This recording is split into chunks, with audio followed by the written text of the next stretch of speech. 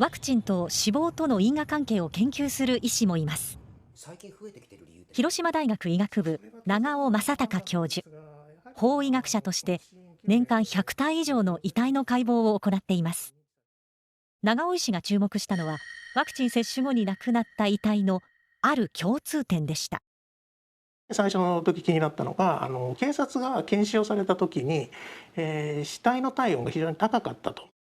34、3とか4度とかですね、普通じゃちょっと考えられないような温度だったもんですから。通常検視をする段階では体温は20度台以下ですが、長尾医師が解剖した4人の遺体はいずれもまだ30度台だったのです。死亡時の体温が非常に高かったということですね。平熱を超えて、それこそ40度を超えるような。4人の死亡時の体温は42度から44度前後と推定。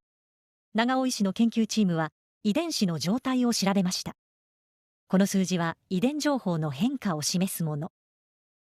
それをグラフ化すると、最も強く出た反応は免疫系統の異常だったのです。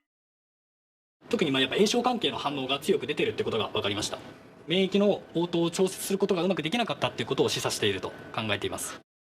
長尾医師の仮説は、ワクチンによって免疫に異常が起きて体内に炎症が広がり、体温が40度以上に上がったというもの。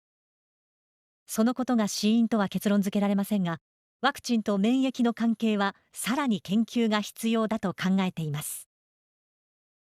免疫反応に関係する遺伝子が非常に更新していた。データからあるいは状況からだけで黒とは言えないんですけれども、白でもない、やはりグレーとしか言いようがないんですけれども、十分ワクチン投与がですね、それに関与していた可能性というのはあるというふうに考えております。